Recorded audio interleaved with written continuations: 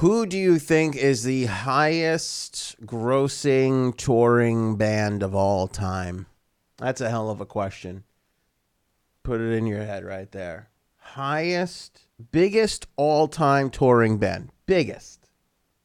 I mean, Grateful Dead's got to come to your mind right away, right? Touring for years, like endlessly touring. Speaking of endlessly touring, Bob Dylan, I don't think he's ever stopped touring since the 70s, right? I mean, then you throw in like all the huge super duper pop acts like Madonna and,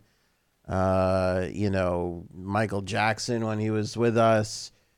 Plus throw in the hot artists of today who've been around for a little while, like the Beyoncés and the Taylor Swifters and all that. U2's been here forever. Coldplay's been together forever. Biggest touring band of all time, Metallica. Metallica, according to Pollstar, is the biggest all-time touring band. They make the case for Metallica as being the world's biggest touring act because of several aspects, and here they go. They're going back to Metallica's beginnings, asserting that the metal icons have sold 22.1 million tickets and have grossed $1.4 billion since 1982. Whew.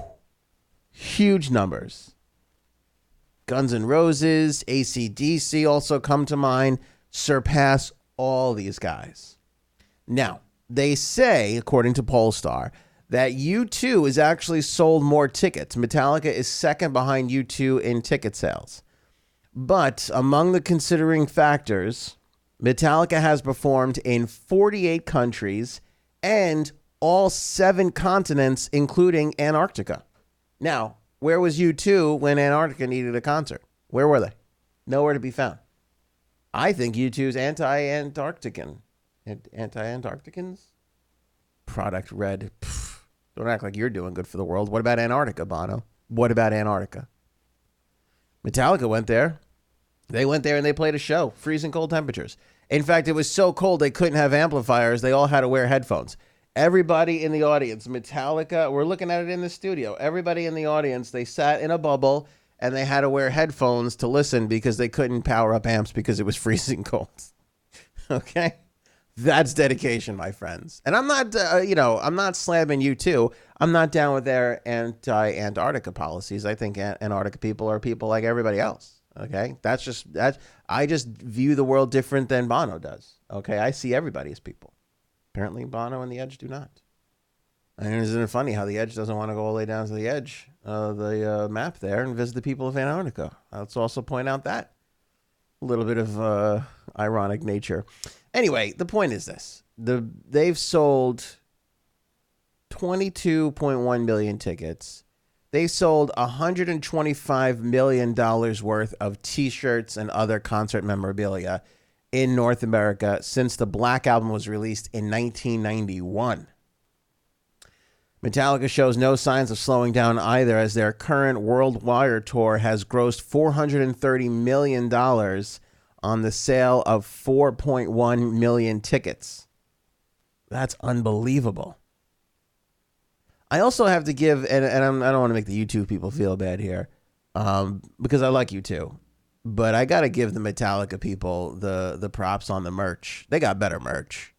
The Metallica logo, way better, right? The Metallica artwork overall is better. I mean, they get the advantage, right? Like you can't put dragons and fire on a U2 shirt. That just wouldn't look good.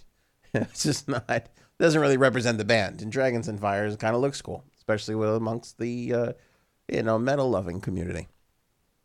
But that's a pretty big accomplishment.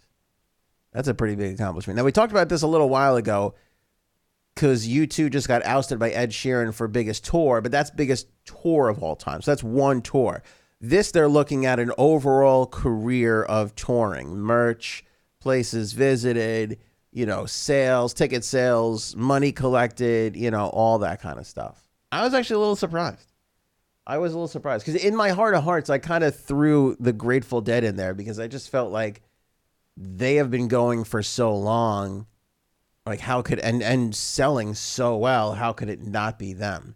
You know, they got like what, 20 some odd years on Metallica. Metallica started really in 80, around 20 years, give or take.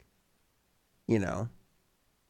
Now maybe they're not counting the Dead and Company. I don't know. Maybe they stopped it when Jerry stopped. I don't know what Pollstar's considerations were, but they have named Metallica the biggest selling band of all time. In response to this, they sat down with Lars Ulrich, the drummer of Metallica, and asked him why has the band continued to push to outdo its past. His response, and I quote, "I keep thinking and forcing myself to think all our best years are still ahead of us. It's always, what's your favorite record? It's the next one, the one we haven't recorded yet. It's always about the possibilities, always about what can be and what's coming. That to me is what it's all about." And I think that attitude is a big part of why Metallica still connects to so many people around the world. Pretty cool sentiments from Lars. From the biggest touring band of all time.